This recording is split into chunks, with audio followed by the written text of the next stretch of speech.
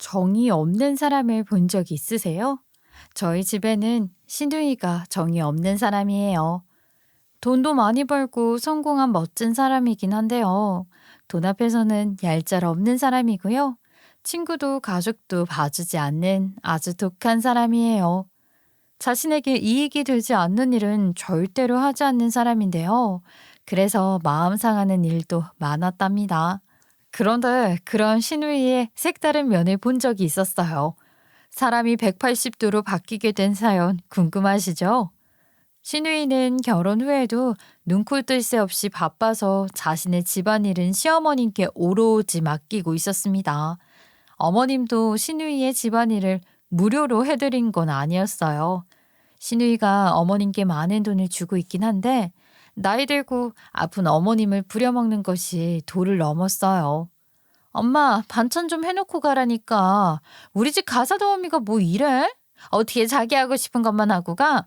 청소만 해놓고 반찬은 왜 안 해? 아우, 내가 이러라고 돈 주는 줄 알아? 이년아, 네 엄마를 잡아먹어라 먹어. 오늘 무릎 아파서 장을 못 봤어. 집에 들어와서 밥 먹을 사람이 없는 집구석인데 뭔 반찬 타령을 해. 아, 그래도 가끔씩 집에 일찍 오면 집 반찬 먹고 싶단 말이야. 냉장고에 먹을 게 하나도 없어 봐라. 다음에 올 때는 장 좀 봐와. 내가 장 보는 돈도 주잖아. 이런 일 하라고 엄마한테 다달이 돈을 주는 거지? 자꾸 할 일을 제대로 안 하면 안 돼. 알았다, 이년아, 이년아. 엄마 무릎 아프다니까 괜찮냐고 물어보지도 않고. 아유, 돈 많은 게 유세지. 잘났다, 정말. 아우, 그놈의 잔소리. 엄마 자꾸 이런 식으로 하면 도움이 확 다른 사람으로 바꾼다. 아유, 거참, 무릎이 어떻게 아픈데 병원 가야 할 정도야? 너랑 얘기하면은 이 머리까지 아파와. 아이, 끊어. 엄마 쉴 거니까. 다음에 갈 때 밑반찬 해서 갈 테니까 그때 먹어. 오늘은 사 먹고. 저희 시누이는 잘 나가는 사업가예요.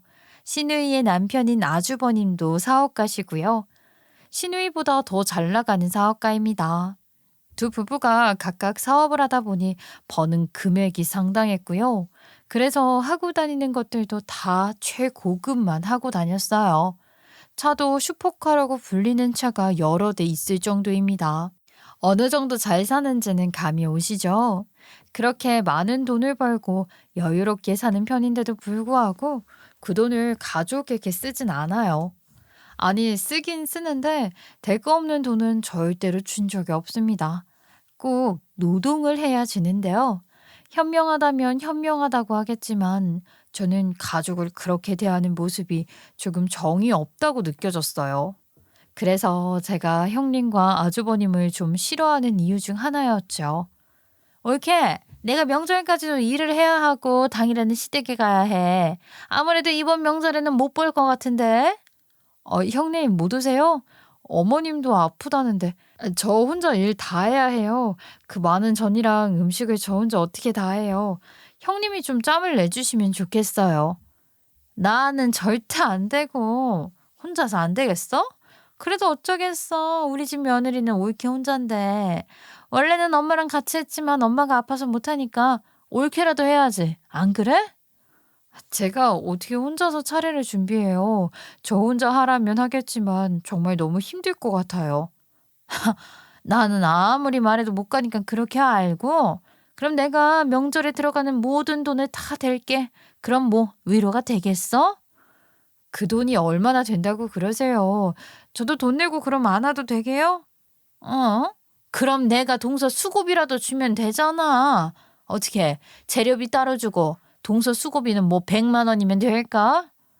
재료비 따로 수고비 100만 원이요? 어, 세상에, 그렇게 많이 주실 수 있으세요? 그렇게 주신다면 뭐 제가 좀 힘을 내보긴 할게요. 그 수고비 저 주세요. 좀 자존심이 상하긴 하지만 수고비 100만 원이 웬 말이에요. 없는 살림에 그렇게 큰 돈은 정말 너무 간절하죠.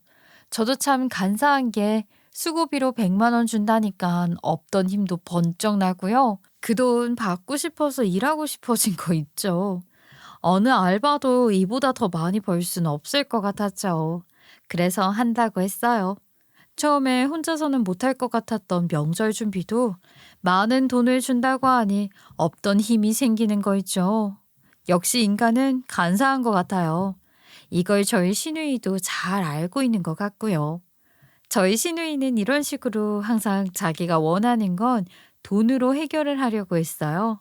그런데 저도 할 말이 없는 게 시누이가 이렇게 돈을 줄 때는 많이 줘서 좋았어요. 하지만 모든 일을 해야 주는 거 아시죠? 그리고 이런 일도 있었답니다. 결혼은 저희가 먼저 했어요.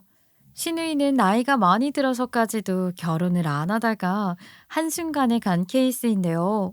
시누이가 미혼일 때 제가 쌍둥이를 낳았어요.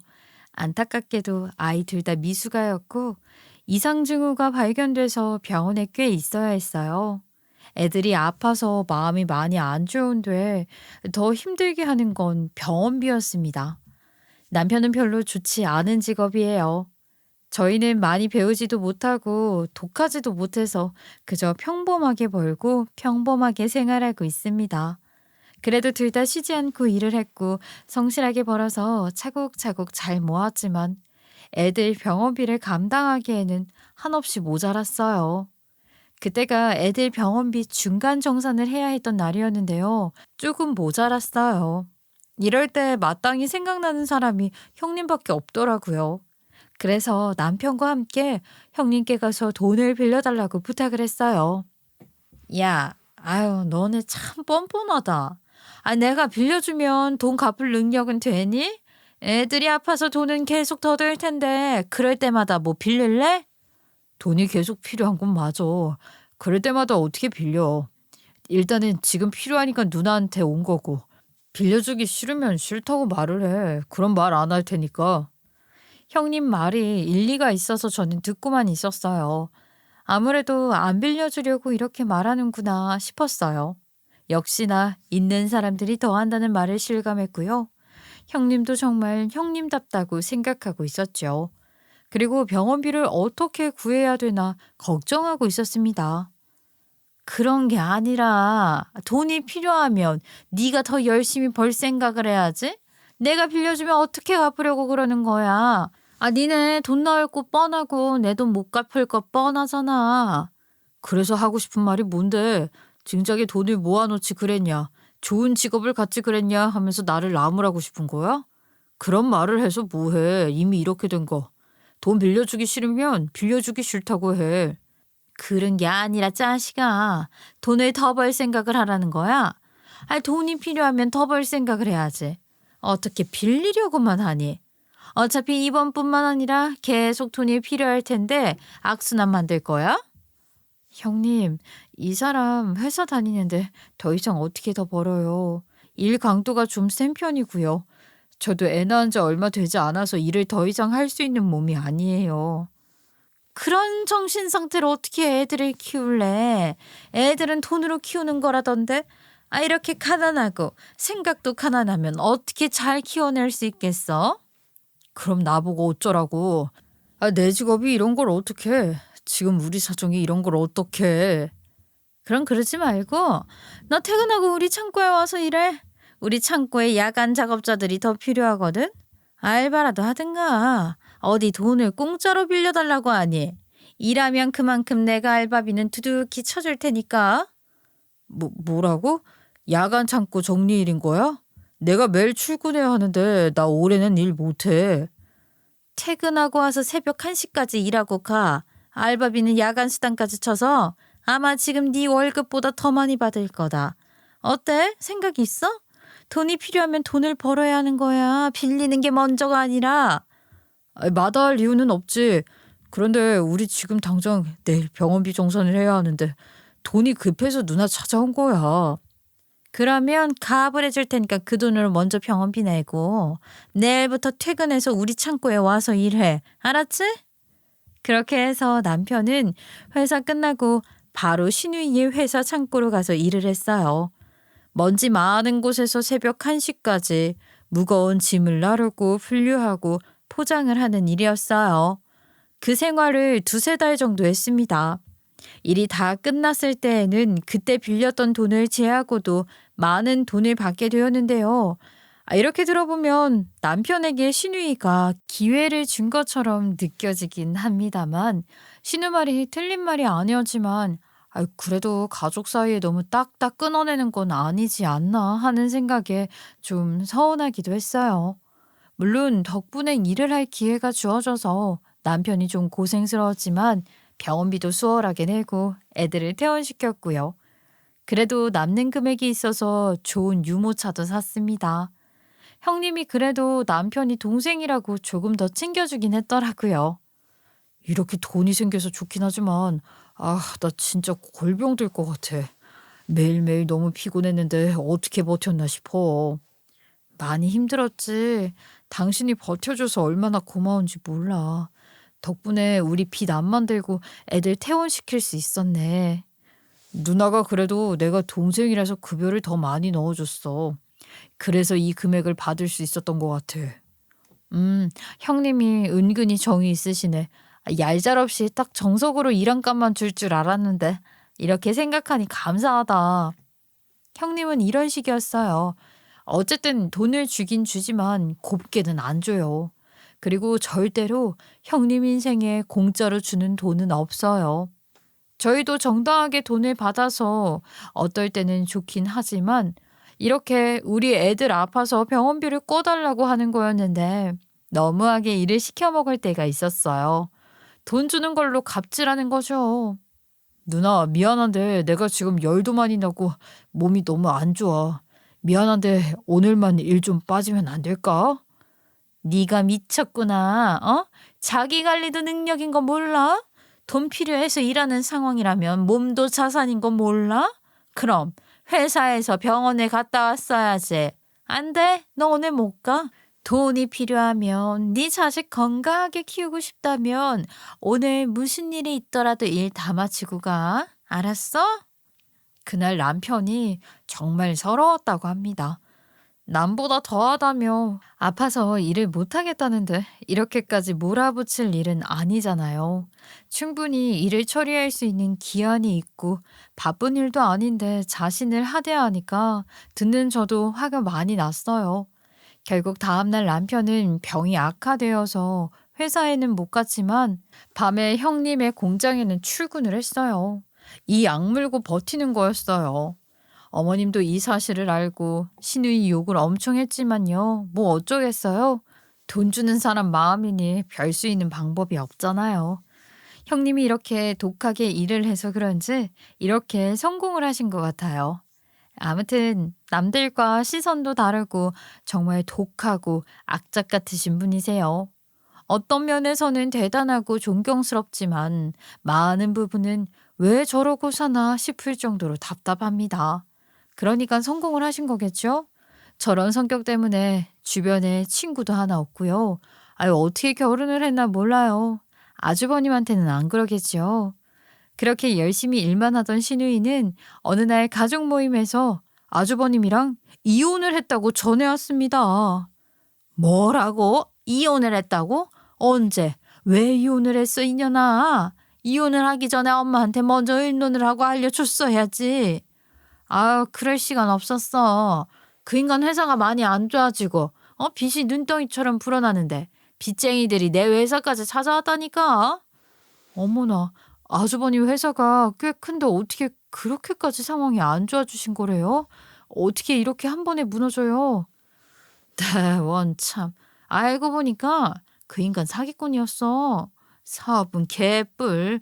여기저기에서 돈 끌어다가 써서 회사 키우고 돈 빌려서 저쪽에 빌린 것 같고 이런 거였더라고. 이게 사기꾼 아니면 뭐야? 내가 이런 인간이랑 결혼해서 몸 부대끼면서 살았더니 내가 진짜 한심스러워. 정말이야? 세상에. 김서방이 그렇게 안 받는데 어떻게 그럴 수가 있어. 그래가지고 빚쟁이들이 너한테 막 돈 달라고 하디? 우리 회사 와서 때리고 부수고 내가 살 수가 있어야지. 빚쟁이가 한둘이면 말을 안 해 엄마. 엄청나. 그 돈 다 갚으면 나도 망해. 뭐 둘이 손가락 발 일 있어? 어차피 서로가 필요에 의해서 결혼한 건데 필요 없어졌으니까 이혼해야지. 사실 형님과 아주버님은 사랑해서 결혼한 것이 아니었어요. 서로 상부상조하기 위해 결혼을 한 거였죠. 서로에게 애정도 없는 상태에서 상대가 필요하지 않고 오히려 방해만 된다고 하니 그 결말이 어떻겠어요? 당연히 헤어질 수밖에요. 아주버님 상황이 안 좋아지자 신우이는 가차없이 이혼을 한 것입니다. 아주버님 회사가 꽤 튼튼하고 전도 유망할 줄 알았는데 그 모든 게 속임수였으니 형님은 많은 배신감을 느꼈다고 해요. 이 인간 있지? 나도 이용하려고 결혼을 한 거야. 내 돈 좀 같이 쓰려고? 자기 사업 망하면 나한테 달라붙으려고. 그런데 내가 보통 사람이야? 바로 이혼을 스피드하게 했지. 재산도 잘 정리했고 법적인 것들도 다 정리했어. 이제는 분명한 남남이야.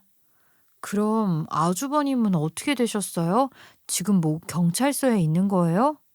아니, 그 인간 나랑 이혼하자마자 잠수 타서 어디론가 도피하고 있을 거야. 정말 까딱 잘못했으면 내 회사도 넘어갈 뻔했지 뭐야. 안 그래? 재산도 잘 정리했고 형님은 손해보는 거 없이 딱 잘 빠져나왔다고 합니다. 정말 똑똑한 사람인 건 인정해요. 신우이의 말에는 그래도 결혼까지 했던 남편에 대한 걱정이나 안타까움은 하나도 없었어요.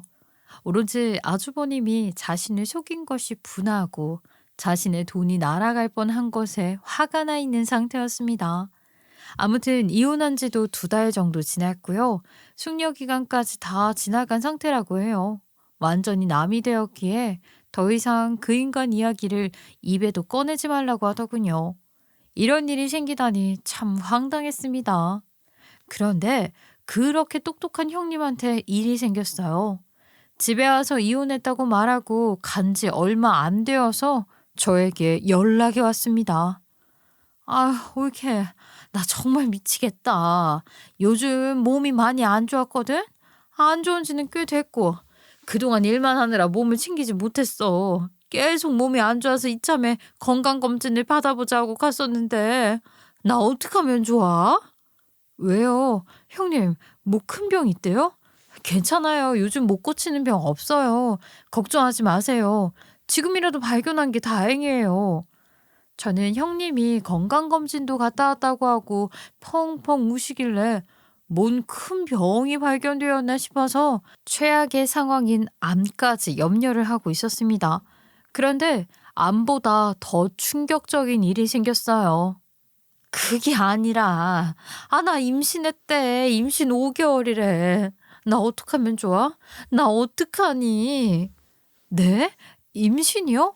어머, 형님 축하드려요. 형님 나이에 임신되기도 힘든데. 형님 축복 받으신 거예요. 정말 축하드려요. 옳게. 마음은 참 고마운데 나는 우려가 앞서. 애 아빠는 사기꾼이고 나 혼자 애를 키워야 하는데 어떻게 키우니? 이미 안정기에 접어들어서 태동도 느껴지는데. 나 어떡하면 좋아. 임신 소식에 형님은 많은 좌절을 하셨어요.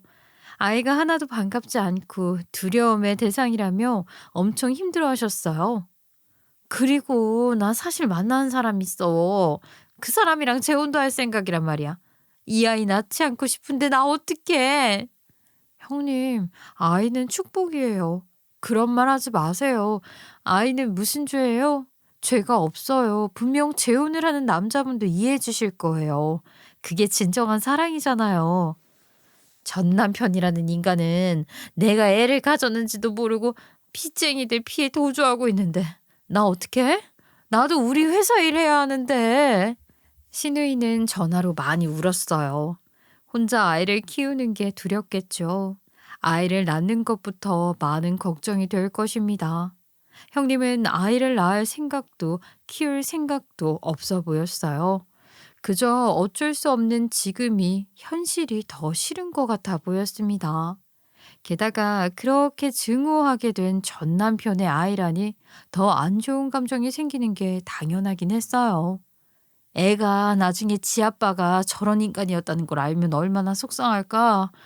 이런 거 저런 거 다 싫어. 재혼하면 그 아빠가 자기 아빠라고 생각하고 살겠죠. 재혼하시는 분이 좋은 아빠가 되어 주었으면 해요. 아휴, 그 사람은 분명히 그럴 것 같긴 한데 사정상 그럴 수가 없는 이유가 있어. 아이 그건 내가 나중에 말해 줄게. 일단 마음을 좀 가라앉혀야겠어. 옳게도 많이 놀랬지. 내가 시간을 너무 많이 뺏었네. 내가 진짜 이러고 산다. 내 얘기 들어줘서 고마워. 내가 보답하는 의미로 집으로 과일 보내줄게. 옳게도 먹고 힘내. 네, 형님 좀 쉬세요. 그리고 누구랑 얘기하고 싶으면 저에게 전화 걸어도 돼요. 가족이 좋은 이유죠. 제가 가족이자 친구가 되어드릴게요. 무료로요. 신우이는 마음의 빚을 지는 것도 못 참아 하는지 이런 식으로 자기가 좀 의지했다 싶으면 소정의 선물을 보내 그 마음의 빚을 탕감하려는 것 같았어요. 철저히 계산된 사람이에요. 그런데 아무런 대가 없이 무작정 퍼주기만 해야 하는 자식이 생겼으니 저희 신우이가 바뀔까요? 자식한테는 안 그러겠죠? 그러리라고 믿어봅니다. 임신 사실을 안 신우이는 그때부터 재혼을 서둘렀어요. 양가에 결혼한다고 알리고 저희 시댁에는 결혼 사실과 더불어 임신 사실까지 알렸습니다. 아이 뭐라고? 임신? 예. 그러면은 네 전 남편이랑 다시 합치는 게 낫지 않겠냐? 해가 들어섰는데 무슨 재혼이야? 엄마 무슨 소리야? 그 인간이랑 내가 왜 어디 있는지도 모르는 그런 사기꾼이랑 다시 살라고? 절대 안 되지. 그럼 애는 어떻게 하려고? 재혼하는 그 남자 집에서 반대 안 해? 그 결혼이 뭐 쉬울 것 같아. 그 사람은 허락했어. 다 받아주기로 했다고. 나 이혼녀이고 애도 뱃속에 있는 거 다 알아. 아, 그래도 다 받아준대. 나 진짜 그 사람 사랑하고 그 사람도 나 사랑해. 그래도 그런 결혼은 쉽지 않아 이거사.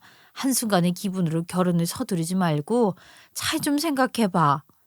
시어머님이 우려하시는 게 무엇인지 잘 알지만요. 신우이가 뭐 어머님 말씀 들을 사람인가요? 자기가 생각했고 판단했으면 불도저처럼 밀고 나가는 사람입니다. 절대로 뒤를 돌아보지 않는 사람이거든요. 생각했고 결정했으니 신우이는 재혼을 밀고 들어갔습니다. 하지만 남자 쪽에서 좀 심한 반대가 있었나 봐요. 자세한 이야기는 안 해주는데 결혼식 날짜 잡았냐고 하면 지금 협의 중이다, 생각 중에 있다 이런 이야기만 했고요. 심지어 상대 남자 측은 시댁에 인사를 드리러 오지도 않았습니다. 신우이의 재혼이 그렇게 쉽게 잘 진행되지 않고 있다는 것을 짐작할 수 있었어요. 신우이는 임신을 한 채로 일도 열심히 했고 연애도 열심히 했어요. 자기 몸을 잘 챙기지 못하는 신우이는 살이 점점 더 빠져갔고요. 배만 나와 있었어요. 너무 안쓰럽더라고요. 너는 결혼을 하는 거야, 안 하는 거야? 무슨 말이 있어야지 나도 준비를 하지? 결혼이 얼마나 큰일인데 이렇게 손을 놓고 있는 거야. 아우, 결혼하기로 했어. 애 낳고 우리끼리 그냥 식 안 올리고 혼인신고하고 살기로 했어. 뭐라고? 그게 말이나 돼? 그 남자 총각이라며 그 집 부모가 그렇게 하지? 그럼 이미 다 말 끝났다니까. 뭐 준비할 것도 없어. 아, 그냥 우리 둘이 잘 살면 되는 거야. 형님, 그런데 왜 인사하러 안 오세요? 저도 궁금해요. 형님을 이렇게 사랑에 빠지게 한 남자는 누구일지 정말 궁금해요. 그래, 인간적으로 그건 예의가 아니다. 응, 결혼을 한다는데 인사를 왜 안 와?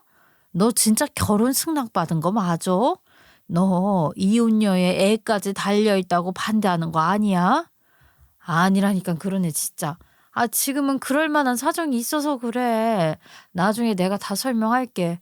그러니까 지금은 나는 결혼한다는 것만 알아두고 있어. 알았지? 뭔가 꿍꿍이가 있는 것 같았는데 짐작조차 할 수 없었어요. 안 그러면 왜 결혼 허락을 받았는데 인사를 드리러 오지도 않는 걸까요? 게다가 그 집도 아들이 하나인데 식도 안 올리고 그냥 둘이 혼인신고만 하고 산다고 하는 것도 이상한데 그렇게 살 거면 지금 바로 그렇게 살림 합쳐서 살지. 못하러 출산까지 기다리나 싶었어요. 뭔가 이상한 느낌이 들긴 했습니다.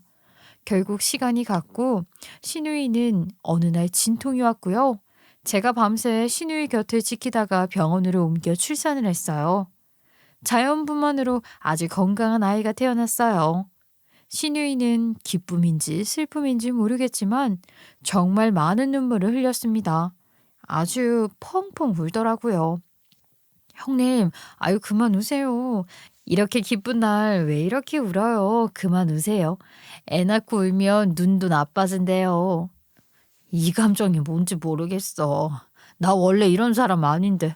아, 정말 이상하다. 내가 정말 애를 낳은 게 맞는 건지도 싶고, 애 낳았으니까 결혼을 할 수 있다는 생각도 들고. 아휴, 복잡해. 애 낳았으니까 이제 결혼해야죠.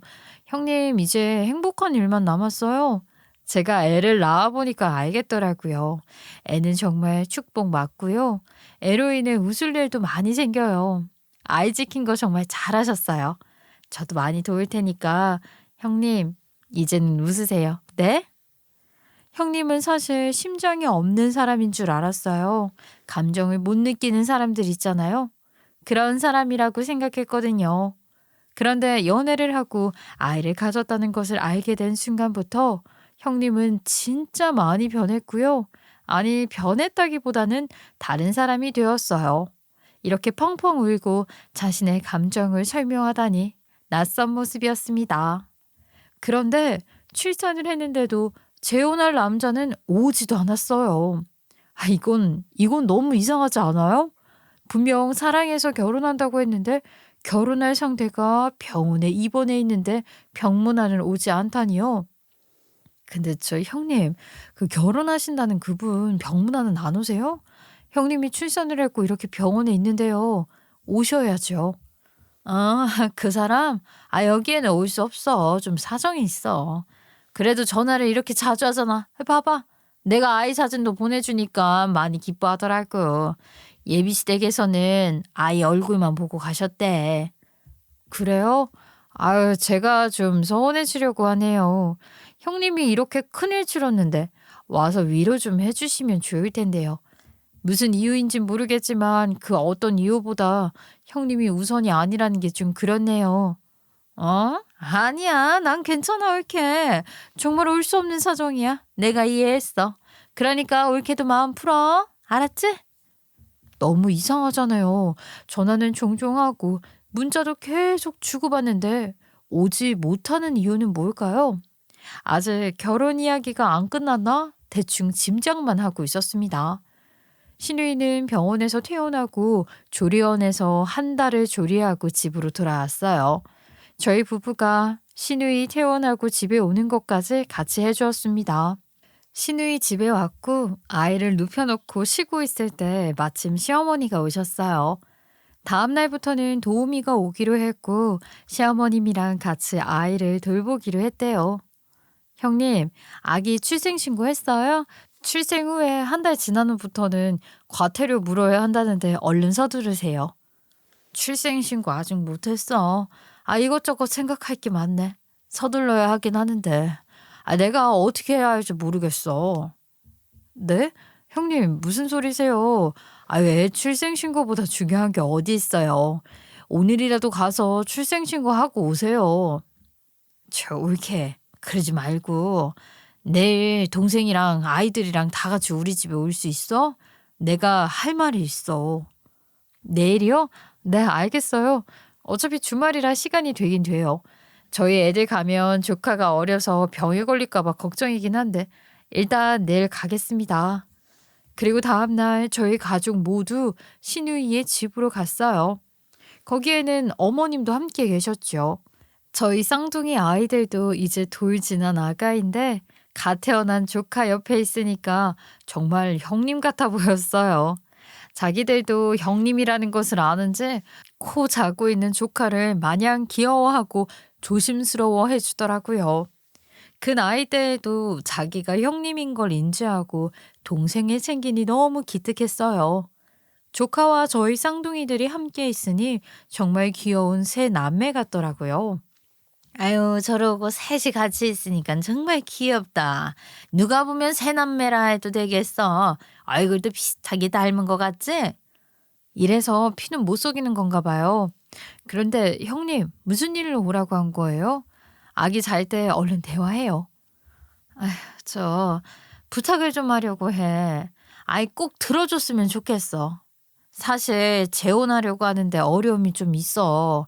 그래서 말인데 우리 아이를 혹시 니네 호적으로 올려줄 수 있어? 네? 저희 호적이요? 아 왜요? 형님 호적에 올리면 되잖아요. 그럼 뭐 입양을 하라는 말이에요? 왜? 그쪽 집안에서 애는 안 된대? 애는 반대하는 거야? 그래서 우리 호적에 올려달라고 하는 거야? 아니, 그건 아니고, 입양 말고 출생신고로 너희 애처럼 신고해줬으면 좋겠어. 내가 매달 1,000만 원씩 줄 테니까 제발 해줘. 시어머님은 다 아는 이야기인지 저희 눈치만 살살 살피고 있었습니다. 아이들이 시끄럽게 하자 시어머님은 아주 다른 방으로 아이들을 데리고 가셨어요. 아휴, 형님, 뭐 때문에요? 확실한 사유를 말씀해 주세요. 혹시 재혼할 남자가 애 버리고 그래요? 누나, 정신 차려. 누가 자기 애 버리고 남자를 선택해? 아무리 모성이 없다고 해도 1억이야? 그러다 진짜 천벌받아. 그러자 신우이는 눈물을 쏟으며 괴로운 표정을 지었습니다. 그리고 조심스럽게 말을 했어요. 아휴, 그게 아니라, 물론 재혼의 영향이 있긴 한데, 그런데 우리가 애를 키울 수 없는 상황이기도 하고, 출생신고를 하면 내 애가 아니게 된다고. 그게 무슨 말씀이세요? 이렇게 답답하게 두루뭉술하게 말씀하지 마시고, 분명히 말씀해 주세요. 무슨 이유로 아이를 저희 호적에 올려달라는 거예요? 확실하게 말하지 않으면 들어줄 수가 없지. 이런 부탁하는 것도 정말 경우가 아닌 건 알고 있지. 정확한 누나의 입장을 말해. 드러나 보고 출생신고를 하던가 거부를 하던가 할 테니까. 신우이는 한숨을 크게 쉬더니 쉴 새 없이 눈물을 흘려댔습니다. 감정이 뭐에 그렇게 북받치는지 말을 할 수 없을 정도로 엉엉 울더군요. 몇 분 동안 울기만 한 신우이는 마음을 겨우 진정시키고 부탁의 사유를 말을 해줬습니다. 내가 그 사람이랑 결혼하지 않으면 내 인생이 후회로 살 것 같아. 내 첫사랑이었고 매번 서로를 갈망했었는데 계속 시기가 맞지 않았어. 마지막으로 만났을 때가 내 결혼 전이었는데 나는 그 사람 선택하고 싶었지. 그런데 내 회사가 크려면 전 남편을 선택할 수밖에 없었어. 그래서 그 사람을 버리고 전 남편을 선택했는데 이혼하고 다시 만나게 된 거야. 그래, 난 남자에 지금 미쳤다. 뭐라고 욕해도 좋아. 그래, 누나가 남자에 미쳤다고 치자. 그런데 근데 왜 애는 왜 그러는 건데? 애를 반대하는 거야? 아니, 애를 반대하는 건 아닌데 나중에 애 미래까지 생각하면 지금 내 호적에 올리는 것보단 너네 호적에 올리는 게 좋을 것 같아서 하는 말이야. 그 사람도 엄마도 나도 다 생각이 똑같아. 그게 무슨 말이야? 도대체 어떤 사람이길래 누나가 이래? 도대체 뭐 하는 사람인데 이러는 거냐고. 그럼 한번 만나볼래? 지금 시간 되면 같이 가서 만나볼래? 만나보면 내가 왜 이러는지 한 번에 이해할 수 있을 거야. 그래요, 형님. 그럼 한번 만나볼래요. 지금 괜찮으니까 지금 가요. 이런 문제 빨리 결정 지어요. 그렇게 해서 바로 신우이의 예비 남편을 만나러 가게 되었어요. 아이들은 시어머님께 맡기고 그 즉시 떠났습니다. 그런데 웬 병원으로 가더라고요. 혹시 의사인가 싶었죠. 병원 로비에서 신우이는 병실로 올라가면서 저희에게 잠깐 기다리라고 했어요. 얼마 후 신우이의 모습이 보였습니다. 그리고 신우이의 재혼 상대를 처음 보게 된 순간이었죠. 그런데 휠체어를 타고 해골이 된 남자를 끌고 신우이가 함께 나타난 게 아니겠어요? 저희들은 이 상황이 지금 이해가 되지 않아 서로 눈만 마주치고 있었어요. 너무도 당황스럽고 이해가 되지 않아서 말문이 막혔었죠. 인사해. 내 남편 될 사람이야. 혹시 놀랬어? 이 사람이 원래는 정말 더 잘생겼었는데 살이 많이 빠졌어. 그래도 잘생겼지. 내가 반할만 하지? 안녕하세요. 처음 뵙겠습니다.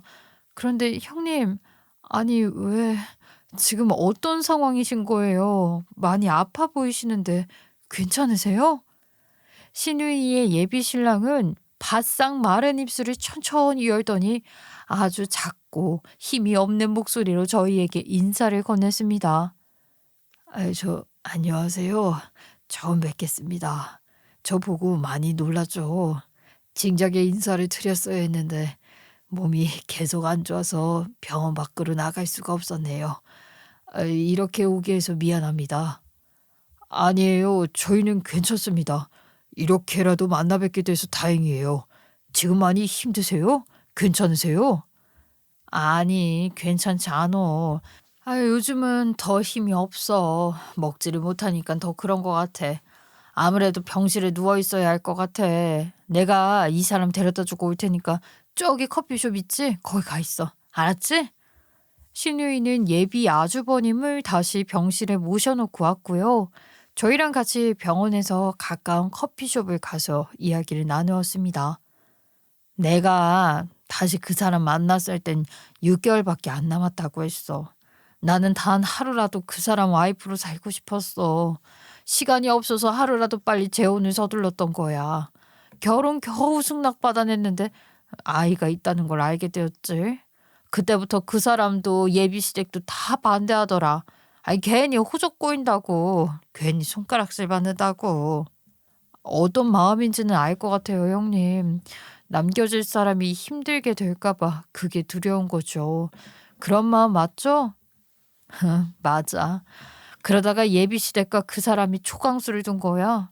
일단 병원에서는 6개월밖에 못 산다고 했으니까 내가 애를 낳고 나서까지도 살아있으면 그때 결혼을 하라고 하는 거야. 그때는 반대하지 않겠다고 했고. 근데 이 사람이 6개월 이상을 버틴 거지. 나도 잘 출산했고 예비 시댁도 이 사람 이렇게 오래 살 수 있을 줄은 몰랐을 거야. 이제 결혼을 할 수 있게 된 거야. 그래서 내가 너무 기분이 좋았어. 그럼 이제 혼인신고 올리고 애도 출생신고하고 잘 살면 되는데 왜 아이는 저희 호적에 올려달라고 하신 거예요? 혼인신고를 하려고 보니까 문제가 있더라. 이혼 후 300일 이내 출산할 경우 출생신고를 하면 아이는 출산일로 계산되어서 자동으로 전 남편 자녀로 올라간대. 그래서 내가 지금 우리 애를 내 아래로 출생신고를 하면 전 남편에서 낳은 아이가 돼. 나는 그게 너무 싫어. 이혼한 사이이고 오로지 나 혼자 키워낸 내 아이인데 그 인간이 무슨 자격으로 우리 아이를 그 인간 호적에 올려주니? 게다가 아빠가 사기꾼인데 그런 거 나중에 알게 되면 애가 얼마나 충격을 먹겠어. 나는 그보다 더 먼 미래를 그려야 하기 때문에 그 인간 호적에 아이가 없었으면 좋겠어. 왜 굳이 왜? 그냥 순리대로 가. 우리 호적으로 애를 올리고 나서 나중에 애가 알게 되면 더 큰 충격받지. 무슨 그런 걱정을 하고 있어? 그것보다 재혼하는 이 사람이 나중에 이 세상 떠나고 나서 우리 둘이 남겨질 때를 생각해 봤어. 지금 호적에 올리면 전 남편 성으로 될 텐데 이거 성 바꾸는 것도 힘들고 나중에 아이를 데리고 와도 성이 같기 때문에 큰 문제 없이 키울 수도 있어. 그리고 우리 애한테 빚이 내려오기라도 해봐. 뭐 그런 건 다 빚 안 받겠다고 하면 되는 건데 난 그런 거조차 다 싫다니까. 그러면 애는 우리가 키우는 건가요? 형님은 아이 돌보지 않을 거예요? 저희가 전담해서 키우는 거예요? 아니, 그건 아니지. 나도 우리 애 너무 예쁘고 잘 키우고 싶어. 너네한테 우리 애까지 키우라고 하면 그건 정말 말도 안 되지. 그냥 호적에만 올려달라는 거야. 나중에 아이한테 어떻게 설명하실 건데요? 나중에 둘이 되고 또 애가 어른이 돼서 왜 자기는 삼촌 호적에 올라가 있냐고 하면 뭐라고 하시게요? 그건 걱정하지 마. 일단 출생신고만 너네한테 올리는 거고 나중에 아이를 자기가 입양하는 식으로 할 수 있더라. 그땐 부부의 동의만 필요하기 때문에 가능할 것 같아. 그렇게 해주면 안 될까? 이런 꼼수를 써서라도 애를 그 인간 호적에 올리고 싶지 않다니까. 일단은 생각해 본다고 하고 커피숍에서 일어났는데요. 예비 아주버님이 저희를 배웅해 준다며 자신의 어머니와 함께 내려와 병원 로비에서 만났어요. 제 사장은 이 사람 통해 들으셨죠? 제가 면목이 없네요. 이 사람이 저 버리고 잘 살았으면 좋겠는데, 그게 쉽지 않나 봅니다. 언제 또 볼 수 있을지 몰라서 다시 나왔어요. 잘 가시고 다음에 또 뵈었으면 좋겠어요. 다시 또 뵐 일이 있을 거예요. 두 분 결혼하셔야죠. 결혼하고 봬요. 그때 더 많은 이야기를 나눠요. 예, 그렇게 됐으면 좋겠네요. 그럼 조심히 돌아가세요. 다음에 또 뵙겠습니다. 그렇게 신우이의 예비 남편을 보고 온 그 즉시 조카를 제 호적에 올렸습니다. 그 후 형님은 재혼을 했어요. 아주버님이 좀 상태가 많이 안 좋아서 병원을 떠날 수가 없었는데요. 이대로 결혼식을 안 올리기에는 제가 더 아쉬울 것 같았어요. 그래서 간단히 흰 드레스와 턱시도를 준비해 왔고 그거 입고 병원에서 간단한 식을 올렸어요. 그날 저희 시부모님도 시누이의 시부모를 처음 뵈었다고 하는데요. 아유, 이렇게 좋은 딸을 두셔서 행복하지요. 참 욕심나는 아이예요. 둘이 참 잘 어울려서 저희 아들이 건강만 했다면 잘 살았을 텐데 너무 아깝고 안타까워서 제가 결혼을 많이 반대했습니다. 사도는 제 마음 이해하시죠? 아유, 저도 같은 이유로 많이 걱정이 되어 반대를 많이 했습니다마는 그런데 또 우리 최서방이 우리 딸한테 많은 위안과 위로가 돼 주었더라고요. 제 딸이지만 바늘로 찔러도 피 한 방울 안 나올 것 같은 애인데 아예 어떻게 녹였는지 아주 다른 사람이 되었어요. 이건 필히 연인이라 생각했어요. 그래서 제가 허락했습니다. 부디 최서방이 더 오래 살다 가길 바랄 뿐이에요. 두 어머님은 두 손을 꼭 잡고 병실에서 결혼식을 올리는 두 사람을 보면서 웃기도 울기도 하며 바라보셨어요. 사랑이 어떻게 이렇게 위대할 수 있는지 새삼 깨달으면서 행복하게 웃는 두 사람의 앞날이 조금이라도 길기를 바라며 속으로 기도도 많이 했어요. 그리고 그날 바로 혼인신고를 해서 두 사람은 법적으로 부부도 되었죠. 상견례도 결혼식도 혼인신고도 다 한 역사적인 날이었습니다. 아주버님은 계속 몸이 안 좋았지만 삶을 놓지 않는 사람이었어요. 아마 건강했다면 정말 누구보다 성공했을 사람이에요. 열정이 넘치는 사람으로 형님을 끝까지 지키려고 했는데요. 형님이 좋아하는 것들을 택배를 시켜서 선물을 해주기도 하고 좋아하는 영화를 함께 보며 추억을 쌓으려고 했어요. 저희도 종종 아주버님을 찾아갔었는데요. 후회를 남기지 않기 위해 대화도 많이 하며 서로 알아갔어요. 생애 끝자락에 있는 사람이라 그런지 좋은 이야기도 많이 해주셔서 참으로 유익한 시간이 되기도 했습니다. 만난 지는 얼마 되지 않았지만 좋은 감정을 갖게 되었어요. 하지만 결국엔 돌아가셨어요. 저희도 함께 장례를 잘 치렀습니다. 제일 걱정인 건 시누이였는데요. 저희 시누이가 어떤 사람인지 아시죠? 정말 강하고 독하고 악착 같은 사람이잖아요. 아주버님이 떠나시고 시누이는 정말 많이 힘들어했지만 다시 힘을 내셨어요. 다시 기운내서 회사를 잘 이끌어갔고요. 아이도 잘 키우며 슈퍼우먼이 되어가고 있어요. 옳게 내가 그동안 생각을 해봤는데 애를 키우는 건 보통 일이 아니야. 그걸 어떻게 동시에 두 명을 키워? 옳게 정말 대단해. 내가 애를 봐주는 건 할 수 없고 혹시 도움 필요하면 말해. 내가 동서나 내 동생 취직은 시켜줄 수 있으니까. 아유, 저는 도움이라길래 혹시나 돈을 주시는 줄 알았네요. 그럼 그렇죠. 형님이 그냥 돈을 주시진 않으시죠? 네, 형님, 저도 애들 이제 어린이집 가면 복직할 건데 혹시나 도움이 필요하면 말씀드릴게요. 그럼, 돈은 스스로 벌고 스스로 모으는 거야. 돈 필요하면 더 벌면 되는 거고. 그치? 알잖아. 그러니까 그런 도움 필요하면 말해. 알았지? 형님은 한순간에 다시 돌아오셨고요. 현재는 아이를 자기 호적으로 올리려는 준비를 하고 있습니다. 그때까지도 시누이의 전 남편인 예전 아주버님은 잡히지도 않았고요. 물론 연락도 없었어요. 자기 애가 있는지조차 모르고 있을 거예요. 차라리 몰랐으면 좋겠네요. 그걸 핑계로 저희 시누이를 못 살게 할까 봐 걱정이 되어서요. 형님에게 일어난 일들을 보면서 참 신기한 일이라 생각했어요. 강하고 딱딱한 그런 시누이를 한순간에 다른 사람으로 만든 아주버님이 더 대단한 사람이라 생각했고요. 좀 더 있었더라면 형님한테 더 좋은 영향을 줬을 텐데 아쉬워요. 그래도 이런 일을 겪고 나서 형님을 이해할 수 있었던 시간이었어요. 형님의 새로운 모습을 본 순간이기도 했고요. 여러분도 이처럼 나에게 긍정적인 영향을 끼치는 사람이 있으셨나요? 은인이 뭐 따로 있나요? 그런 사람이 은인이죠. 삶에서 흔치 않은 나에게 좋은 사람 한 번씩 생각해 보시며 그 추억으로 힘을 내시길 바라겠습니다. 다른 사연자분들에 비해 저는 좀 슴슴한 이야기였는데요. 어떻게 들리셨을지는 모르겠지만 함께 해주셔서 정말 감사합니다. 다들 안녕히 계세요.